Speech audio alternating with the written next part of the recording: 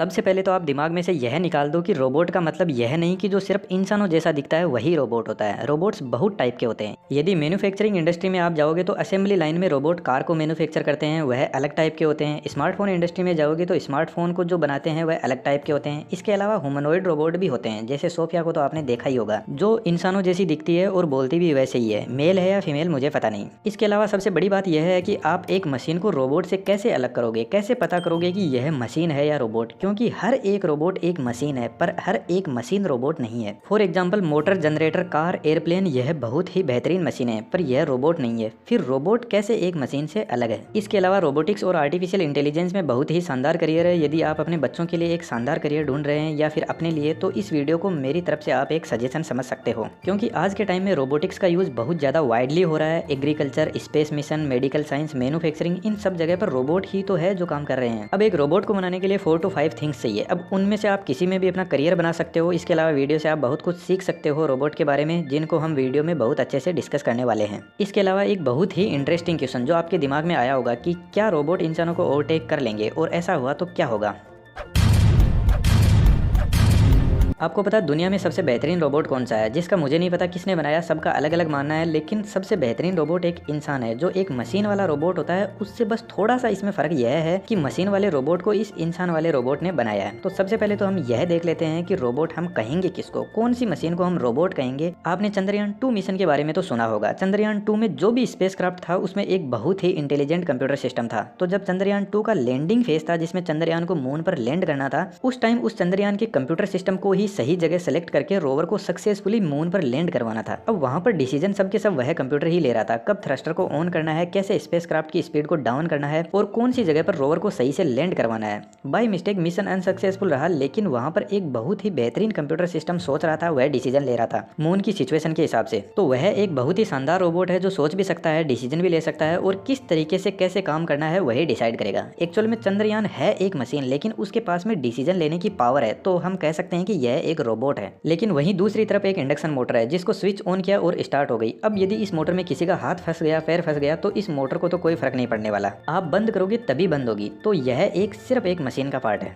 अब कोई भी जो रोबोट होता है उसमें डिसीजन कौन लेता है, एक बहुत ही इंटेलिजेंट सॉफ्टवेयर जिसको बहुत सारे इंजीनियर्स ने तैयार किया है। आपने गूगल असिस्टेंट को तो बहुत अच्छे से ट्राई किया होगा, क्या कुछ नहीं पूछा हमने गूगल असिस्टेंट से, लेकिन आप गूगल असिस्टेंट का जो रिप्लाई करने का तरीका है उसको देखोगे तो आप सोचोगे कि यहाँ पर कोई इंसान बैठा है और वह सोच सोच कर हमें रिप्लाई कर रहा है। क्योंकि हम गूगल असिस्टेंट से कई बार ऐसे क्वेश्चन पूछ लेते हैं तो यह इतना इंटेलिजेंट तरीके से जवाब देता है कि जैसा हम गूगल असिस्टेंट से सुनना चाहते हैं वैसा जवाब नहीं देता, उसको घुमा फिरा के बहुत ही अच्छे से जवाब देता है। तो यह तो हो गई आर्टिफिशियल इंटेलिजेंस, जिसको हम कंप्यूटर का दिमाग कह सकते हैं, और इसके पीछे एक सॉफ्टवेयर है जो बहुत ही बेहतरीन तरीके से काम कर रहा है। अब गूगल ने इस असिस्टेंट वाले सॉफ्टवेयर को कितनी परमिशन दी है, यह किस तरीके से जवाब देगा, यह सब कुछ सॉफ्टवेयर डिसाइड करता है। और एक तरीके से उस सॉफ्टवेयर को परमिशन दी गई है कि वह कितना बोल सकता है और क्या क्या बोल सकता है। जैसे हमारे इंसानों की प्रोग्रामिंग कैसे होती है, जब एक बच्चा पैदा होता है तो हम उसको सिखाते हैं कि क्या बोलना है, क्या नहीं बोलना है, किस चीज को क्या कहते हैं। इस तरीके से एक बच्चे की प्रोग्रामिंग होती है। तो ठीक कंप्यूटर की भी प्रोग्रामिंग इसी तरीके से होती है, जिसको हम सॉफ्टवेयर कहते हैं। और यदि वह बहुत ज्यादा इंटेलिजेंट है तो हम उसको आर्टिफिशियल इंटेलिजेंस कहते हैं, जो खुद सोच सकता है और डिसीजन ले सकता है। इस सॉफ्टवेयर को बहुत सारे आईटी और कंप्यूटर इंजीनियर मिलकर बनाते हैं, जो किसी एक प्रोग्रामिंग लैंग्वेज में लिखा जाता है, लाइक जावा। अब गूगल असिस्टेंट हमारे फोन में तो बैठा नहीं है, हमारा फोन तो हमें सोच सोच कर रिप्लाई करता नहीं है। तो गूगल असिस्टेंट कहीं पर तो होगा, कहीं पर तो एग्जिस्ट करता होगा हमारे फोन के थ्रू, तो यह सिर्फ बोलता है। तो इस सॉफ्टवेयर को एक बॉडी चाहिए जिसके थ्रू ये बोल सके और जिसके थ्रू अपने एक्शन को परफॉर्म कर सके, जिसमें रन कर सके। तो उसके लिए हमारा कंप्यूटर होता है। जैसे हमारी बॉडी है उसी तरीके से सॉफ्टवेयर के लिए कंप्यूटर एक बॉडी है जिसको वह यूज करता है। अब कंप्यूटर ज्यादा कुछ नहीं जानता, लेकिन जिसके अंदर वह सॉफ्टवेयर चल रहा है वह सब कुछ जानता है। उसको क्या बोलना है, कैसे क्या करना है, सब कुछ वही डिसाइड करता है। लेकिन सोचने के लिए दिमाग चाहिए। इंसानों में तो दिमाग होता है, तो कंप्यूटर में प्रोसेसर होता है जो कोई भी प्रोसेस को एग्जीक्यूट करता है। जो भी इस सॉफ्टवेयर को इनपुट मिलते हैं तो यह सॉफ्टवेयर अपने इंस्ट्रक्शन के हिसाब से प्रोसेसर से प्रोसेस को एग्जीक्यूट करवाता है। अब देखिए सॉफ्टवेयर और प्रोसेसर यह दोनों साथ साथ में काम करते हैं, तो यह दोनों एक दिमाग का ही पार्ट है। एक जो सॉफ्टवेयर होता है उसको किसी एक प्रोग्रामिंग लैंग्वेज में लिखने के बाद कंप्यूटर में रन करवाया जाता है। फिर उसका बिहेवियर देखा जाता है कि हमने जैसा सॉफ्टवेयर बनाया था क्या वह वैसे ही काम कर रहा है या नहीं, उसमें मॉडिफिकेशंस किए जाते हैं। जैसे गूगल असिस्टेंट वह एक सॉफ्टवेयर है जो बहुत ही बेहतरीन तरीके से काम कर रहा है। अब गूगल असिस्टेंट तो सिर्फ सुन सकता है और जवाब दे सकता है, पर देख नहीं सकता है, अंधा है। तो गूगल असिस्टेंट सिर्फ एक प्रोग्राम है आर्टिफिशियल इंटेलिजेंस का, जिसको हम सॉफ्टवेयर बोल देते हैं, लेकिन रोबोट को चाहिए कि वह देख सके, सुन सके, महसूस कर सके। तो रोबोट के अंदर लगे रहते हैं सेंसर। यह सेंसर यदि हमारी ह्यूमन बॉडी से कंपेयर करें तो हमारी आंखें जो देख सकती है, कान सुन सकते हैं, हमारी स्किन कोई भी चीज़ को सेंस कर सकती है, हमारा ब्रेन कोई भी चीज़ को पहचान सकता है, दूरी का अंदाजा लगा सकता है। तो इस तरीके से हमारी बॉडी में बहुत सारे सेंसर है। तो रोबोट को भी बहुत सारे सेंसर चाहिए, देखने के लिए कैमरा, सुनने के लिए माइक्रोफोन, बोलने के लिए स्पीकर्स, दूरी पता लगाने के लिए, समझने के लिए बहुत सारे सेंसर होते हैं। और इन सेंसर से डाटा लेकर प्रोसेसर प्रोसेस करता है और जो सॉफ्टवेयर है उसके हिसाब से डिसीजन लेता है और काम करता है। चलो, हमारा रोबोट देख सकता है, सुन भी सकता है, सेंस भी कर सकता है, लेकिन हमारे इंसानों में चलने के लिए बोन्स है और बोन्स को मसल्स का सपोर्ट है।